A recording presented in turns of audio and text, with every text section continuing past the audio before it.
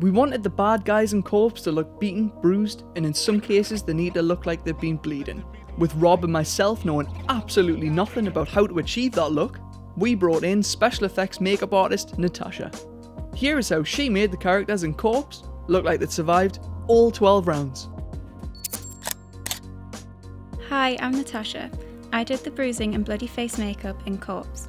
Here is what you'll need to make your actors look bloody and beaten up. Face wipes, moisturiser, a pale foundation, a bruise wheel which contains purple, red and blue face paint, yellow, black and brown face paint, Vaseline, a variety of fake blood, a bunch of sponges, smaller brushes for detailed work, a big brush for blending, a cup of water and some bin bags. Firstly is preparation. Wipe the subject's face to make sure you get rid of any sweat, oils and dirt. You want to start with a clean canvas. Take a generous amount of moisturiser and apply it to the subject's face.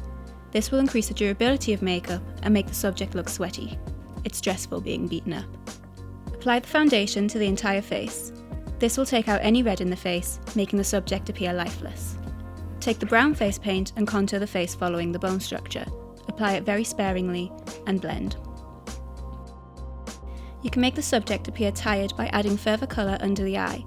This depends on the natural colour of the person's under eye, purples and reds mainly. The next step is adding bruises. Decide where you want to add your wound.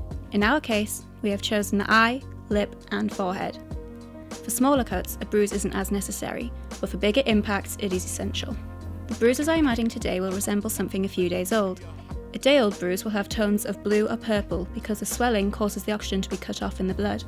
Start with a red base, patting and stippling. Then add darker colours such as blues, purples and a touch of black to give it more depth.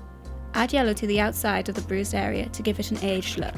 The skin around the eye is thin, so it easily bruises. When the eye is injured, blood pools in the orbital bone below the eye, so the bruise is darkest across this bone. Take a small amount of Vaseline on your finger and dab it along the cheekbone, under the eyebrow and along the eyelid. It's called a shiner for a reason. Now it's time to add the bloody wounds. Outline where you want your wound using the dark red paint as a base. Your blood will lie on top of the paint, so the size of the area will depend on your wound. If it is a cut, a thin line is all you'll need. If it's a head wound, you'll use a larger area. Using black paint, you can fill in the deepest part of the wound. Then use some thick blood and cover the base and let it drip down your subject's face. With some lighter, thinner blood, apply long drops in the way they would naturally fall. When this blood dries, it will go flaky, making it look older. And there you have it. Your subject is now beaten and bloody. Thanks for watching. If you ever need a special effects artist, we've put Natasha's details in the description. We also have a video on how to get the ground in dirt look. The two techniques work really well together. You can find us on Facebook, Twitter and Instagram.